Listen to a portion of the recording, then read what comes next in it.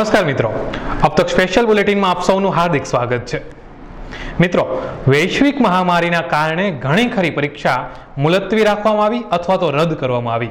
આ સમયને ધ્યાને લઈ ઇન્સ્ટિટ્યૂટ ઓફ ચાર્ટર્ડ એકાઉન્ટન્સી ઇન્ડિયાએ મે માસમાં યોજનારી સીએની પરીક્ષા હવે નવેમ્બર માસમાં લેવાનો નિર્ણય કર્યો છે, જે નિર્ણયને રાજકોટ બ્રાન્ચે આવકાર્યો છે। ઇન્સ્ટિટ્યૂટ ઓફ ચાર્ટર્ડ એકાઉન્ટન્સી ઇન્ડિયાએ સીએ પરીક્ષા રદ કરવાથી વિદ્યાર્થીઓ પર કોઈ નકારાત્મક અસર ન પડે તે માટે રાજકોટ બ્રાન્ચે ભરોસો વ્યક્ત કર્યો છે। સાથોસાથ નવેમ્બર માસ સુધીમાં વિદ્યાર્થીઓને માસનો લાભ મળવા પાત્ર રહેશે। આ અંગે બોર્ડે જૂન માસમાં ઓપ્ટ આઉટ સ્કીમ અમલી બનાવી હતી, જેમાં દેશના 11% વિદ્યાર્થીઓએ લાભ લીધો હતો। અત્યારે કહીએ તો ખૂબ જ આવકાર્ય છે, કેમ કે જ્યારે લોકડાઉન ખુલ્યું ત્યારે ઇન્સ્ટિટ્યૂટને એવું હતું કે ભાઈ લોકડાઉન ખુલતા કે સમય જતાં હજી આ સ્થિતિ જે છે કોવિડની એ સુધરતી જશે, તો ડેટ એક્સટેન્ડ કરી હતી, જુલાઈ એન્ડમાં સ્ટાર્ટ થાય એવી રીતે ડેટ એક્સટેન્ડ કરી હતી। પણ ધીરે ધીરે લોકડાઉન ખુલ્યું, અનલોકમાં કેસ આપણે જોઈએ છે એમ વધતા જાય છે અને અમુક સેન્ટર છે હજી લોકડાઉનમાં છે કે રેડ ઝોનમાં છે, તો એને લઈ ધ્યાનમાં રાખી અને જે આ કેન્સલ કરવાનો નિર્ણય લીધો છે ખૂબ જ આવકાર્ય છે। આનાથી વિદ્યાર્થીઓના ભણતર ઉપર કેવી અસર પડશે? કેમ કે સીએની પરીક્ષા જ્યારે દેવાની હોય તો તનતોડ મહેનત વિદ્યાર્થીઓ કરતા હોય છે, પરંતુ આ નિર્ણયથી વિદ્યાર્થીઓ પર કેવી અસર? નો ડાઉટ વિદ્યાર્થીઓ ઉપર આની થોડીક ડિસઅપોઇન્ટ થાય એવું બને વિદ્યાર્થીઓ કે ભાઈ કન્ટિન્યુઅસ જાન્યુઆરીથી ઓલમોસ્ટ બધા તૈયારી કરતા હોય કે મેમાં એક્ઝામ હોય, પછી એક્સટેન્ડ થઈ એટલે 1 મહિનો વધારે એમ થયું અને મેન્ટલ થોડાક પ્રેશરમાં બી હોય અને ઉપાધિમાં હોય છે કે ભાઈ કેવી રીતે કરવું, અને તૈયારી ફૂલ ફ્લેજ ચાલતી હોય અને હવે ફૂલ ફ્લેજ તૈયારી પૂર્ણતાના આરે હોય અને હવે એક્ઝામ જો કેન્સલ થઈ જાય તો વિદ્યાર્થીઓને થોડુંક ડિસઅપોઇન્ટમેન્ટ મળશે। પણ આ ફ્યુચરમાં એ વિદ્યાર્થીને સમજાશે કે ભાઈ આજે કંઈ 6 મહિના આપણી ડિલે થયું કે કેરિયર ડિલે થયું તો એ આપણી જ ફાયદાની વાત હતી, આપણા ફેમિલીના સેફગાર્ડની વાત હતી। એટલે વિદ્યાર્થીઓને અત્યારે થોડુંક ડિસઅપોઇન્ટમેન્ટ છે, પણ વિદ્યાર્થીઓના હિતમાં ધ્યાનમાં રાખી અને પછી આ નિર્ણય લેવામાં આવ્યો છે। વિનયભાઈ, એક છેલ્લો પ્રશ્ન પૂછવા માંગુ છું કે હવે સીએની એક્ઝામ ક્યારે લેવામાં આવશે, શું અનુમાન આપ લગાવી રહ્યા છો અને વિદ્યાર્થીઓને આપ હવે કઈ રીતે મોટિવેટ કરશો? બસ વિદ્યાર્થીઓને ખાલી એટલું જ કહેવાનું છે કે ભાઈ જે અત્યારે તૈયારી ચાલુ છે સાવ સ્ટોપ ના કરી દેતા। અત્યારે માનો કે 8-10 કલાક ફૂલ ફ્લેજ મહેનત કરતા હતા, તો એટલીસ્ટ તમારી જે હાફ ડે કે ભાઈ 4-5 કલાકની મહેનત કન્ટિન્યુ ચાલુ રહેવી જોઈએ। રિવિઝન 3 કે 4 વખત પોસિબલ છે સ્ટુડન્ટ્સને, તો એ થઈ જાય। અને હવે જ્યારે નવી એક્ઝામ લેવાની જે વાત છે તો એમાં એવું આપણે માની શકીએ કે ભાઈ અત્યારે એક્સટેન્ડ થઈ છે, તો હજી જો 2-3 મહિનામાં પરિસ્થિતિ સુધરે કોવિડની અને લેવલ ઉપર આવી જાય તો નવેમ્બરમાં જે એક્ઝામ છે એની સાથે આ મેની એક્ઝામ આખી મર્જ થઈ જશે। અને મેમાં જેટલા અમારે બેનિફિટ્સ અમુક હોય છે કે ભાઈ એક્ઝામ્શન હોય છે, જેને પ્રીવિયસ એક્ઝામ્શન, તો એને લાસ્ટ અટેમ્પ હોય કે 3 અટેમ્પ સુધી જ કેરી ફોરવર્ડ કરી શકે, તો એ બધા બેનિફિટ એને કેરી ફોરવર્ડ કરી દીધા છે, પાસ ઓન કરી દીધા છે। એટલે એવું નહીં થાય કે કોઈ એક્ઝામની વિદ્યાર્થીની કે અટેમ્પ પડી જાય, અટેમ્પ કાઉન્ટ નહીં થાય અને બધા બેનિફિટ પાસ ઓન થયા છે। અને નવેમ્બરમાં અને મેક્સ જો એક્સટેન્ડ થાય તો ડિસેમ્બર સુધીમાં નવી એક્ઝામ લેવાશે। હવે જ્યારે ડેટ એક્સટેન્ડ થઈ છે તો આઈસીઆઈ રાજકોટ બ્રાન્ચ કઈ રીતે આગળ વધશે? બસ એઝ સચ એક્ઝામિનેશન ડેટ્સ કે એને રિલેટેડ કોઈ બ્રાન્ચીસ કોઈ કરવાનું રહેતું નથી પ્રોસેસ, પણ હવે રાજકોટ બ્રાન્ચનો ઓપિનિયન એવો રહેશે કે જે વિદ્યાર્થીઓ અત્યારે તૈયારી કરતા હતા તો એના બેનિફિટ માટે રિવિઝનરી લેક્ચર્સ સબ્જેક્ટ વાઇઝ જેટલા રિવિઝનરી લેક્ચર અમે વધારે આપી શકીએ એ આપી શકશું। અને અમારી જે બેચ ઓનગોઈંગ ચાલતી હતી રાજકોટ સીએ બ્રાન્ચની કોચિંગની બેચ, એને અમે વધારે રિવિઝનરી લેક્ચર આપી અને થોડુંક એક્સટેન્ડ એ રીતે કરાવશું કે એનો ટચ એની સાથે જળવાઈ રહે। સીએની પરીક્ષા મુલતવી રાખવાનો નિર્ણય એકદમ વિચારીને લેવામાં આવેલો નિર્ણય છે। સૌથી પહેલાં તો હું તમને એમની જે પૂર્વ ધારણા બાંધી દઉં કે 15 જૂનના અમારા ઇન્સ્ટિટ્યૂટ ઉપરથી એવું એક ડિક્લેરેશન આપવામાં આવેલું હતું સ્ટુડન્ટ્સ માટે કે અમે પહેલા વીક જુલાઈમાં અમે સિચ્યુએશનને એનાલિસિસ કરી અને પછી અમે યોગ્ય નિર્ણય લેશું। પહેલી અમારી જે પરીક્ષા છે નોર્મલી મે મહિનામાં લેવામાં આવતી પરીક્ષા છે, જે કોવિડના હિસાબે અમે પોસ્ટપોન કરીને જુલાઈમાં લેવાનું નક્કી કરેલું હતું। એટલે એક નિર્ણય સારો છે, કારણ કે અત્યારે સિચ્યુએશન હજી થોડી ખરાબ જ છે, અમુક સ્ટેટમાં લોકડાઉન કન્ટિન્યુ છે, તો પરીક્ષા લેવી શક્ય નથી। તો ઇન્સ્ટિટ્યૂટનો એક સમય સૂચક ભર્યો નિર્ણય અને પ્રોપર નિર્ણય છે એવું હું માનું છું। અત્યારે વિદ્યાર્થીઓ માટે તો આ વસ્તુ એવી છે કે જો 3 મહિનાનો સમય એમને વધારે મળશે વાંચવાનો, અત્યાર સુધી એમને જે કાંઈ પણ મહેનત કરી છે એ લોકો મહેનત એમની કન્ટિન્યુ જ રાખે, કારણ કે આવી સિચ્યુએશનમાં ટેન્શન ભર્યા વાતાવરણમાં પરીક્ષા આપવી પણ એક હિતાવહ નથી. અને બીજી વસ્તુ કે એમને વધારે સારો સમય, વધારે સારી રીતે એ લોકો પરીક્ષાની તૈયારી કરી અને આવતા નવેમ્બર મહિનામાં જ્યારે સિચ્યુએશન નોર્મલ થાય છે, ઇન્સ્ટિટ્યૂટ બધી વસ્તુ એનાલાઇઝ કરી અને પાછી નવી પરીક્ષાની તારીખો આપ જાહેર કરે છે, અત્યારે ત્યાં સુધી વેઇટ કરી અને પોતાની તૈયારી કન્ટિન્યુ કરે અને જબરજસ્ત મહેનત સાથે એ પરીક્ષા આપે અને સફળતા પામે. અત્યારે તો સરકારશ્રીના નિયમ મુજબ ઓગસ્ટ મહિના સુધી તો અમે એવી કોઈ એક્ટિવિટી નહીં કરી શકીએ કે જેમાં ફિઝિકલ ઇન્ટરવેન્શન હોય. અમારે અત્યારે જે કાંઈ પણ ઇન્સ્ટિટ્યૂટ કરે છે એ ઓનલાઈન ડિજિટલ પ્લેટફોર્મ ઉપરથી કરે છે અને ભવિષ્યમાં સિચ્યુએશન નોર્મલ થશે ત્યારે અમે રાજકોટ બ્રાન્ચ ઉપર અમે રિવિઝનરી ક્લાસીસ પણ કરશું, અમે મોક ટેસ્ટના આયોજન પણ કરશું, જેનાથી વિદ્યાર્થીઓને મોટા પ્રમાણમાં લાભ થાય અને પરીક્ષા સારી રીતે આપી શકે. 3 એટેમ્પ્ટ આપી શકો એવું કાંઈ નોટિફિકેશન તો છે નહીં, કારણ કે વિદ્યાર્થીઓ કોઈ પણ એજ ગ્રુપમાં હોય કેટલી પણ એટેમ્પ્ટ આપી શકે છે.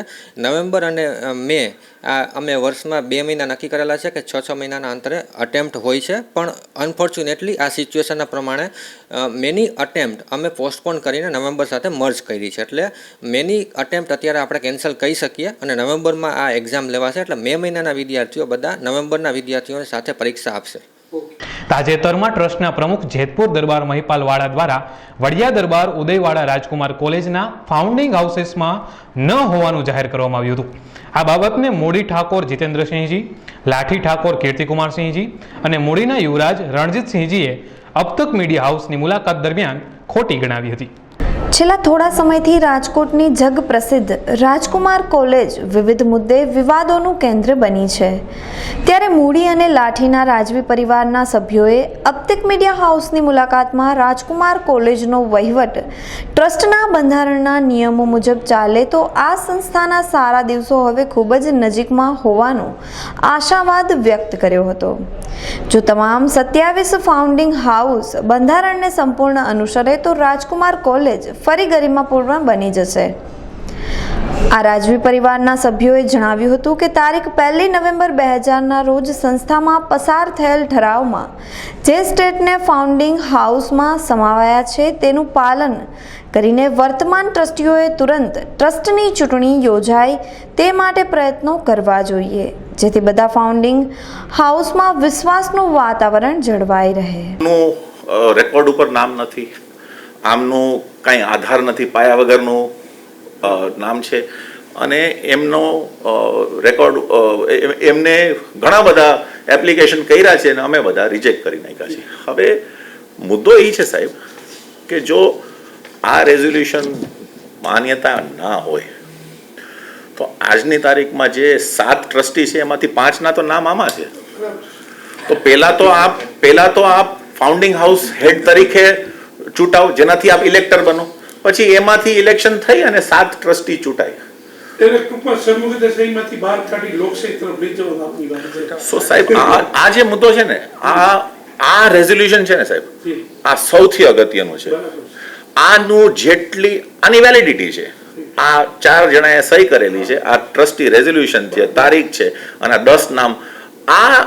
આની આધારે 2001માં જ્યારે ઇલેક્શન થયું ત્યારે બાપુ પણ ટ્રસ્ટી હતા અને આમાં ઘણા બધા ટ્રસ્ટી રહી ચૂક્યા છે. પહેલા આપને ફાઉન્ડિંગ હાઉસનું પ્રતિનિધિત્વ અને હેડ બનવું પડે, પછી આપ ઇલેક્ટર થઈ શકો. તો આજે આ બધા જ અડધા ઇલેક્ટર્સ, આમાંથી 4 નામ કે છે કે આ નામ નથી, તો પહેલા આપ કેવી રીતના? આમાં શું છે સાહેબ કે ઘણી બધી જાણકારી આપ જેમ હેડ છો ને, આપણે દેશી ભાષામાં કહેવાય છે ને કે કુવા વિના હવેડાનું ક્યાંથી? ટૂંકમાં એ લોકોને બીક એ લાગે છે કે આ નહીં મત દે અમને એટલે એમ કાઢ નાખે. એ પોસિબલ છે?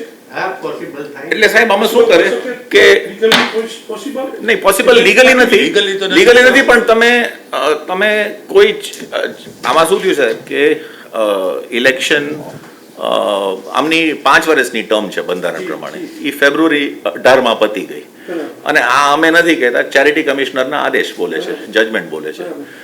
એની પછી ચેરિટી કમિશનરે પોતે ઇલેક્શન બોલાવ્યું કે ભાઈ તમારું ટર્મ પતી ગયું છે અને ઇલેક્શન બોલાવો. હવે ઇલેક્શન બોલાવવાના એનો મતલબ એ કે તમે ઇલેક્શન કન્ડક્ટ કરો, જે ચૂંટાઈને આવે એ પછી આગળ એનું ચલો મેનેજમેન્ટ કરે. હવે આ જે મુદ્દો છે એમાં આપને કોઈ રીતની રોક કરવી હોય તો આપ શું કરો? ઇલેક્ટરને આગળ પાછળ. તો આ સો આમાં અમુક ચીજો શું છે સાહેબ કે એ ઇમ્પોર્ટન્ટ નથી કે ઇલેક્શન એઝ પર પ્રોસિજર થાય, બધાય ભાગ લે, એઝ પર કોન્સ્ટિટ્યુશન ઇલેક્શન થવું જોઈએ ને એનો શું રિઝલ્ટ આવે એ that is a separate issue. કોણ કોને વોટ કરે એ ઇમ્પોર્ટન્ટ નથી. Those things are not relevant.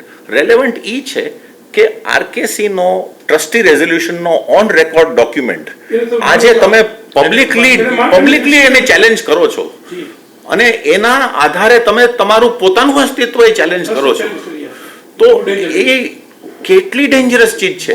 અને આપ એ વિચારો કે આ જે રાજવીઓ છે જેના આમાં નામ ચડેલા છે એ પોતે તો એમના પગ નથી કાપવાના, બરાબર એટલે કોઈક બીજું જ છે.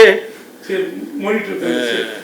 તો આ ચીજ આપણે હાઇલાઇટ કરવી જેનાથી શું કે આ બધાય 10 બરાબર as per record, as per constitution RKC ચાલવી જોઈએ, બીજું કાંઈ નથી. અત્યારના બોર્ડ પ્રમાણે કન્ટેમ્પ્ટ ઓફ ધી કોર્ટ પણ થઈ ગયું છે exactly. એ છે સાહેબ. હવે એક બીજો પોઈન્ટ હું આપને કહું, આની અંદર અમારે અહીંયા ટ્રસ્ટીઝમાં એક એવી એક પ્રથા બનાવી હતી કે દરેક ફાઉન્ડિંગ હાઉસની એક છોકરાને તમે scholarship concession free of charge નહીં, કન્સેશન રેટ ઉપર ફી એનું કરો. એવી રીતે આ વડિયાના નામે આમાં નામ, પેરેન્ટ બધાનું નામ, બધી ડિટેલ આપેલી છે આપણે મહાવીર ખાચરને. હવે એ આટલા વર્ષ આમને એક્સેપ્ટ કર્યું સ્કૂલે, બરાબર છે.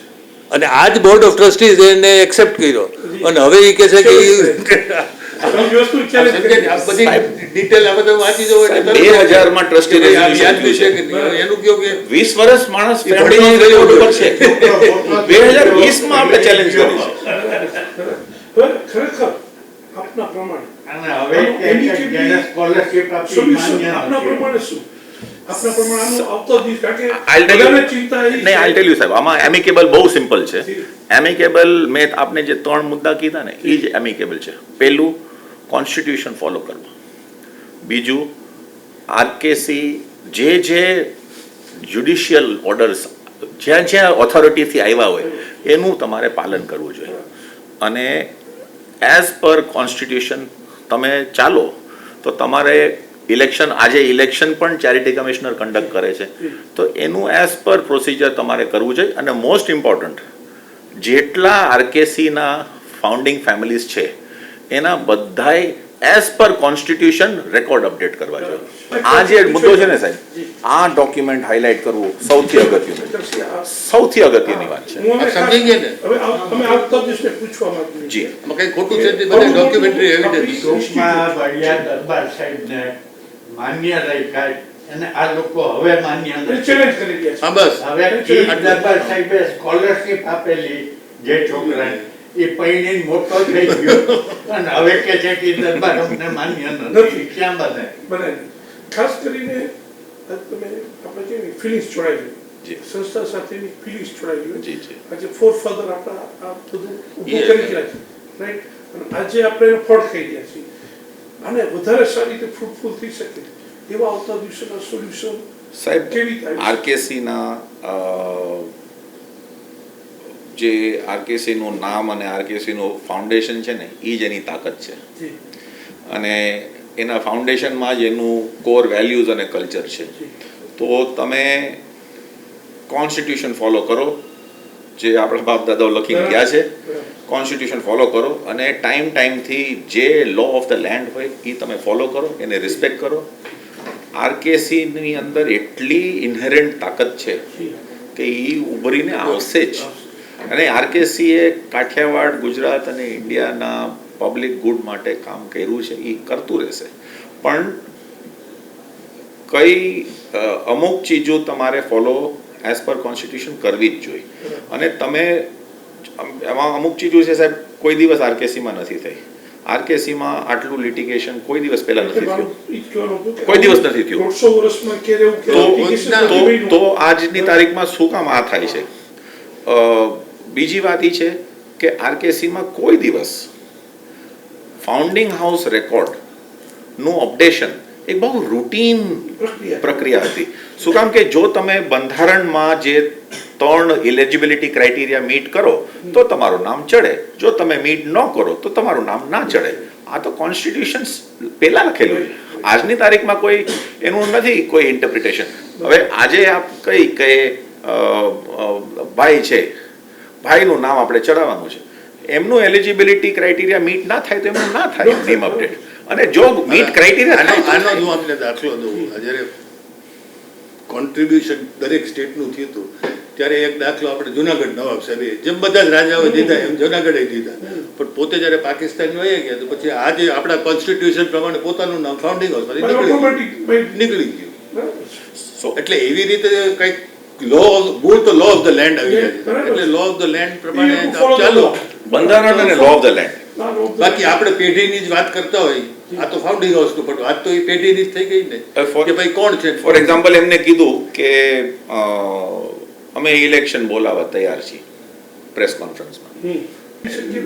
નહીં સાહેબ, મને નથી લાગતું, બીકોઝ આમાં કોર્ટ લિટિગેશન્સ પણ એવી વસ્તુઓ છે બરાબર કે જે પણ વ્યક્તિ ચેલેન્જ કર્યું છે.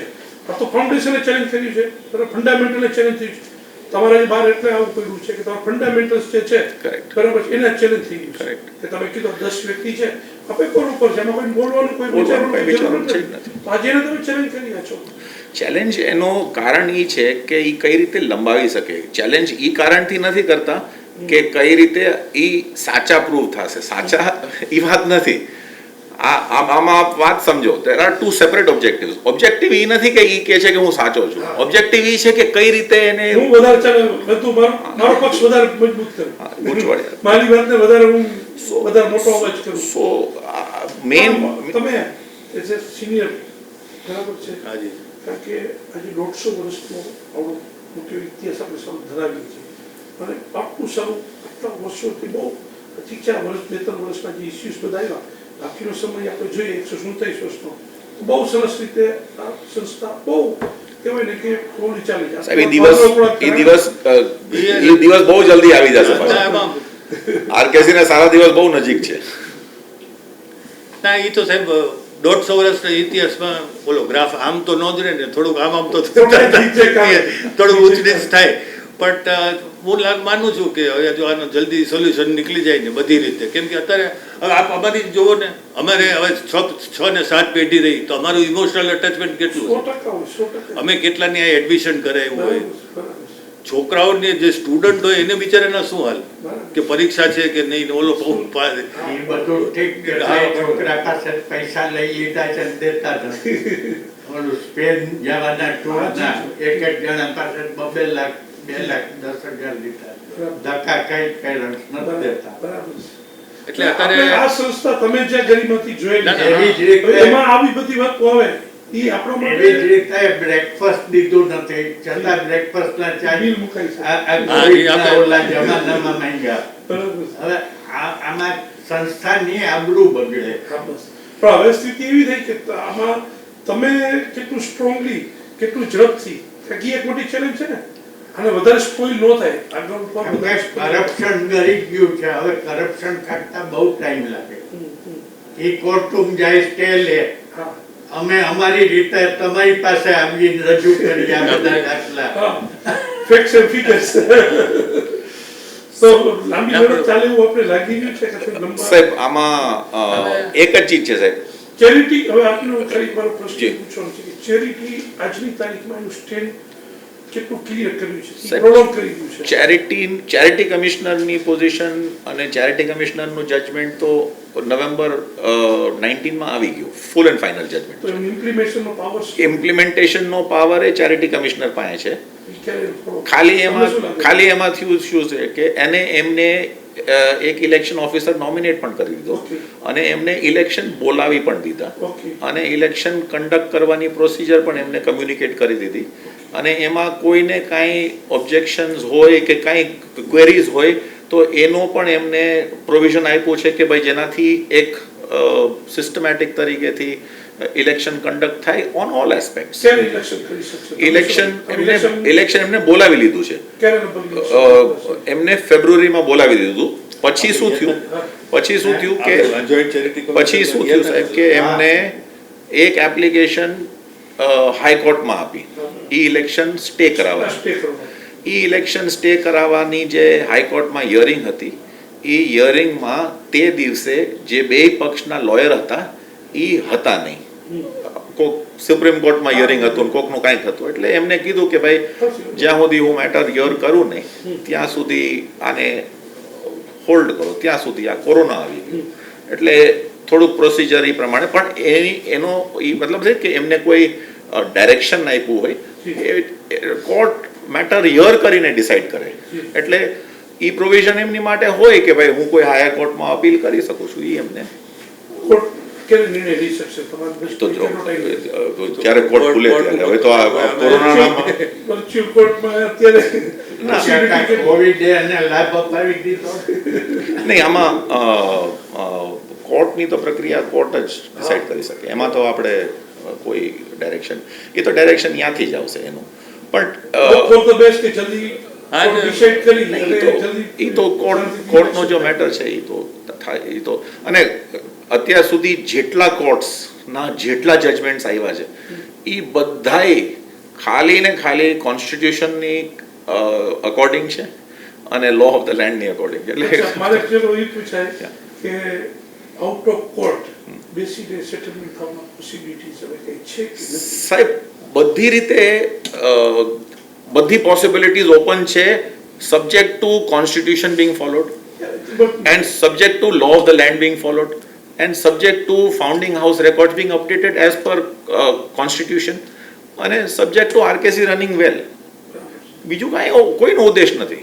આ ચાર કન્ડિશન તો કોઈ બીજું પણ બધાય છે. મારે ખાલી જાણવું છે કે તમે આ બધી વસ્તુને ધ્યાનમાં બધાને ધ્યાનમાં બધાને ધ્યાનમાં રજૂઆત કર્યા પછી એમનું રિએક્શન બધાને ધ્યાનમાં શું હતું? સાહેબ આમાં હવે આને ભૂલી જવાનું છે, આપણે દુનિયા બદલાઈ ગઈ છે, આપણે બદલાઈ જવું છે. સાહેબ આમાં વધારે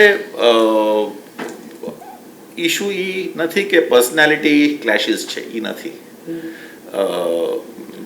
બધાય આજની તારીખમાં એસ્પેશિયલી રોયલ ફેમિલીઝ બધાય ઓલવેઝ ઈ છે કે લો ઓફ ધ લેન્ડ અને constitution follow at any condition થવું જ જોઈએ. એમાં તો because these are matters of example to society also. તમને શું આર્ગ્યુમેન્ટ છે આ વસ્તુ? તમે તો અમને આટલું બધું તમે રિમાઇન્ડર દઈ રહ્યા છો સાહેબ. હું તમે 100% 100 વાર કીધું છે સાહેબ આપે જે ક્વેશ્ચન પૂછ્યો ને એનો આન્સર આમાં જ છે. હું આપને સિમ્પલ કહું, લેટ અસ અઝ્યુમ ધેટ આ બધા ડિસ્કશન્સ આપણે હું એમ નથી કહેતો. નહીં હું આપને હું તમે ઈ લોકોનું શું રિએક્શન નહીં એનું રિએક્શન હું આપનો એક્ઝામ્પલ દઉં છું. Let us keep the discussion aside for a second. એક બહુ સિમ્પલ એક્ઝામ્પલ જે આજનો મુદ્દો છે આ રેકોર્ડ ઉપર તો છે જ, આ રેકોર્ડ ઉપર છે જ, આ તો આરકેસીના નોલેજમાં જ છે, જેટલા ઓફિશિયલ્સ હોય બધાના નોલેજમાં છે. એવું છે આપણે માનીએ છીએ કે નોલેજમાં નથી એવું છે કારણ નહીં હું આવું છું. તમે કહો છો કે આ વસ્તુ નહીં હું આવું છું સાહેબ. બધાના નોલેજમાં છે, એસ્પેશિયલી જેની જવાબદારી છે રેકોર્ડ કીપિંગની એના નોલેજમાં છે જ. તો તમે બધા નામ ને માનો અને એક બે નામ નો માનો તો એનું કાંઈ નહીં. તો ક્વેશ્ચન એ છે કે એવી વિચારવાળા માણસો આવી સંસ્થામાં ના હોવા જોઈએ અને જેનાથી શું કે આરકેસીની જે પ્રથા છે એ પ્રમાણે ચાલે. તો it is just a matter of that. થોડુંક બીજું કંઈ નથી આમાં. અને આપનો જે પ્રોબ્લેમ છે અને જે સોલ્યુશન છે એ આટલો જ છે. અમુક જણા છે જે ચીજું સિલેક્ટિવલી કરે છે એ ના હોવું જોઈએ અને એની માટે ફેક્ટ, કોન્સ્ટિટ્યુશન અને લો એને મેન્ટેન. અને આરકેસીનું જે પ્રાઇમ ઓબ્જેક્ટિવ છે to give absolutely top class education and all round development, એ ઓબ્જેક્ટિવ અને એની મર્યાદા પ્રમાણે that is to be our prime objective. એટલે આ ચીજ કરેક્ટ થશે સર. તમે કીધું કે જે ફાઉન્ડર જે 27 ફેમિલીઝ છે જેનાથી આ આખું ઊભું છે જી આજની તો કાલે બધે સાથે બેસી 27 જો એક થાય તો ખરેખર આ સંસ્થા બીજા 500 વર્ષ totally agree sir, totally agree. અને અમારા પ્રયાસ ઈ જ છે કે 27 સાથે રહે, 27 કોન્સ્ટિટ્યુશન ફોલો કરે અને 27 વિચાર કરે કે આરકેસીને કઈ રીતે આપણે આગળ વધારીએ. કોર ઓબ્જેક્ટિવ ઈ જ છે, બીજું કોઈ ઓબ્જેક્ટિવ નથી. અને એમાંથી કોણ શું જવાબદારી સમય એ કોન્સ્ટિટ્યુશન પ્રમાણે ચાલો, એમાં કોઈ ઓબ્જેક્શન નથી. મેઇન ઓબ્જેક્ટિવ એ છે કે 27 સાથે આવે, આ સંસ્થા પાછી એ જ રીતે ઊભી રહે અને આગળ વધે. હવે આમાં શું છે સાહેબ, અને ફ્યુચર જનરેશન્સનું એજ્યુકેશન, અને ધીસ ઇઝ નેસેસરી બીકોઝ આમાં છે ને સાહેબ કે કોઈ પણ ચીજ જ્યારે કરેક્ટ કરવી હોય તો અમુક જણા છે જે કરેક્ટ કરી શકે. એઝ અ પેરેન્ટ હું એક હદ સુધી જ કરેક્ટ કરી શકું, એઝ અ ઓલ્ડ બોય હું એક હદ સુધી જ કરી શકું.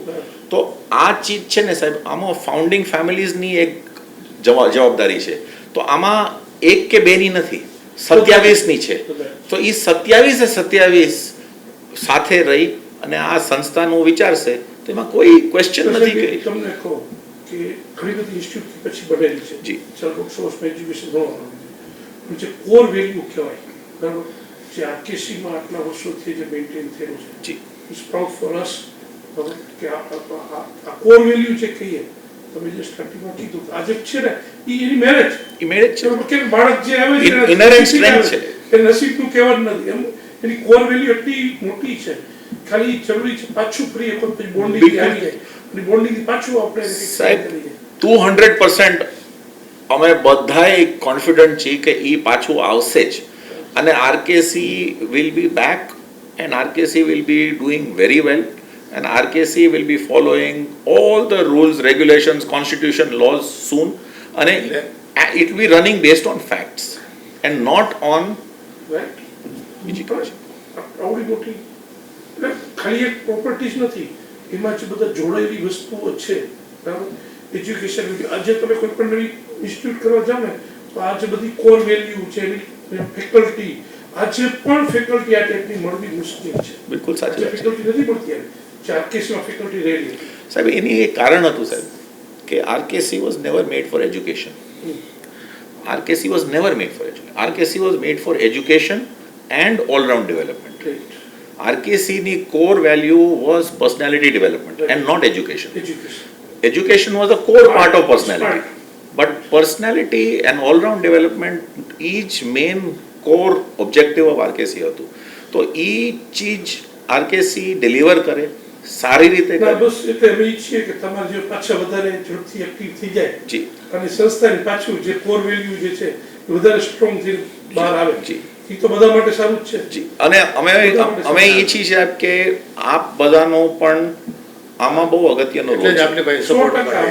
અને અમારી રિક્વેસ્ટ ઈ જ રહે કે આ ફુગાડી શકે. અમે આપની સાથે છીએ જી. બરાબર, અને આ વસ્તુ અમે પણ ઈચ્છીએ છીએ કે આપણા માટે ખૂબ જ સારી. અને જેટલું આપ બધા આપ પણ એક્ટિવ રહેશો, અમે પણ એક્ટિવ રહેશું, આંખ ને કાન ખુલ્લા રહેશે અને આપણે based on fact and as per law ચીજો પ્રેઝન્ટ કરશું તો સુધાર જલ્દી આવશે. આમાં આ કાંઈ કરવાની જરૂર નથી, કોન્સ્ટિટ્યુશન પ્રમાણે એ લોકોએ વર્તવું જોઈએ. બસ બીજું અને ટાઈમસર ઇલેક્શન આપવું, કેમ કે અને કોર્ટમાં જઈ સ્ટે લે ઈ કોઈ એનો સોલ્યુશન છે. આમાં થાય એવું બધાને એવી શંકા જાય કે આ સ્ટે એ હાટું લે છે ચોપડા હમા ખરું. કંઈક એનો બેનિફિટ ઇન્ટરેસ્ટ છે એની પાછળનો, કંઈક એનો કોઈ વેસ્ટેડ ઇન્ટરેસ્ટ છે. પછી તો સાહેબ ડિલે કરી દે. ગમે એટલા બાકી જો ક્વેશ્ચન તમારે ઉભા થાય. તમારે કોઈ વેસ્ટેડ ઇન્ટરેસ્ટ હોય તો શા માટે તમે ડિલે કરાવો? તમારો ટાઈમ પૂરો થઈ ગયો પછી તમારે દઈ દેવું સામેથી જોઈએ. તમારે સોંપી દેવું છે. અત્યારે 3 વર્ષ આજે કાઢી નાખ્યા, ઇલીગલ કહેવાય. અચ્છા સાહેબ, બીજી વાત એ છે કે જે અત્યારે બોર્ડ મેમ્બર્સ છે જે 2012 ને 13 ચૂંટાણા, એ બધાને દે આર પાર્ટ ઓફ 27. એ પણ ઇલેક્શન લડી શકે છે, એ પણ ઇલેક્શન જીતી શકે છે અને એ પણ પાછા આવીને આ સંસ્થાને આગળ લઈ જઈ શકે છે. એમાં કંઈ ઇશ્યુ નથી. એ પણ સ્ટ્રોંગ પોસિબિલિટી છે. તો એ ઇશ્યુ નથી કે કોણ ઊભું રહી શકે, કોણ ઊભું ના રહી શકે, પણ ઇશ્યુ એ છે કે જો તમે બંધારણ અને લો ઓફ ધ લેન્ડ પ્રમાણે ના ચાલો તો તમે you are exposing yourself to scrutiny, which is not RKC's મર્યાદા. ઈ નથી. એ RKCની મર્યાદા નથી. અને આપણી ગરિમા નથી. So we must just follow the law of the land. Okay, નબળા પરિણામો ન આવે કે નબળી વસ્તુઓ સામે ન આવે કે કરપ્શનની વસ્તુઓ વધારે આપણે કઈ આવે નહીં. જી ઓલ ધ બેસ્ટ. જી sir, thank you very much. Thank you. તો આ સાથે જ અબ તક સ્પેશિયલ બુલેટિન અહીં સમાપ્ત થાય છે. વધુ સમાચાર માટે જોતા રહો અબ તક ચેનલ. નમસ્કાર.